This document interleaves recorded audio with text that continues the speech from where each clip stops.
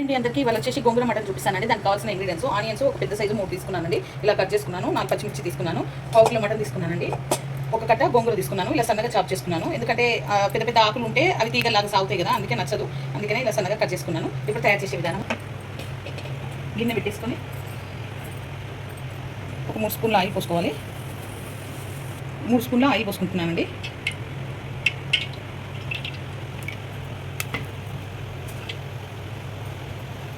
ఇప్పుడు ఈ ఆనియన్ పచ్చిమిర్చి వేసేసేయండి. ఇవి కొంచెం బ్రౌన్ కావాలండి. పెట్టేసుకుని కొంచెం బ్రౌన్ అయిన దాకా ఉంచుకోవాలి ఆనియన్. ఓకేనండి, కొంచెం వేగినవి.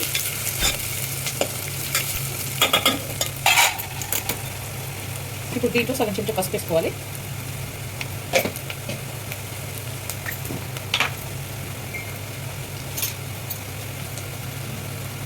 ఒక స్పూన్ అల్లం వెల్లుల్లి పేస్ట్,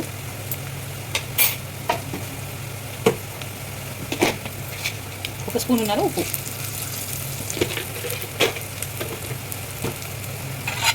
వేసి బాగా కలుపుకోవాలి. ఓకేనండి, ఆనియన్ బ్రౌన్ అయ్యాయి.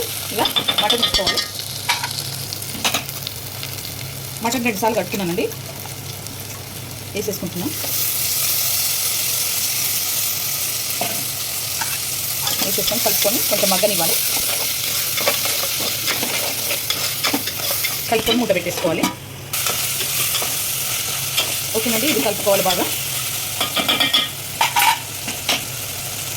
3 స్పూన్స్ కారం వేసుకుంటున్నాను.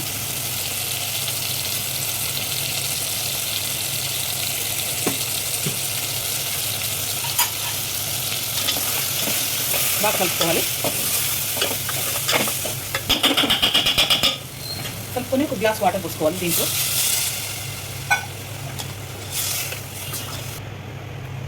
ఇప్పుడు మూత పెట్టేసుకుంటున్నాను. ఇది కొంచెం ఉడకాలి. మూత పెట్టేసుకోవాలండి. మూత పెట్టేసుకొని కొంచెం ఉడికినాక నీళ్ళు వేసరి గుంజుకున్నాక అప్పుడు గోంగూర వేసుకోవాలి. ఇప్పుడు ఇది కొంచెం ఉడికిందండి. దీంట్లో గోంగూర 3 సార్లు బాగా కడుక్కున్నాను. ఈ గోంగూర వేసేస్తున్నాను.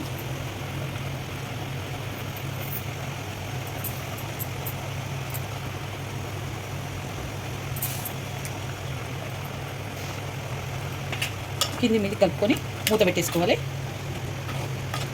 ఓకేనండి, ఉడికిపోయింది. ఇప్పుడు ఇంకొక గ్లాస్ వాటర్ పోసుకుంటున్నాను. వాటర్ పోసుకొని మెత్తగా ఉడకనివ్వాలి.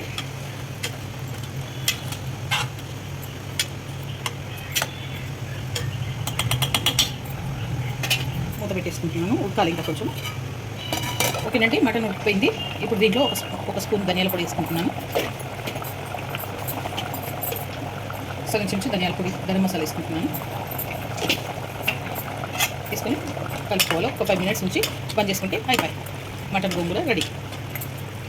ఓకేనండి, మటన్ గోంగూర రెడీ అయిపోయింది. ఈ వీడియో కనుక నచ్చితే లైక్ చేయండి, షేర్ చేయండి, కామెంట్ చేయండి, సబ్స్క్రైబ్ చేయండి. చాలా బాగుంటుంది, మీరు కూడా ట్రై చేయండి. ఇది నా స్టైల్లో మటన్ గోంగూర వండాను.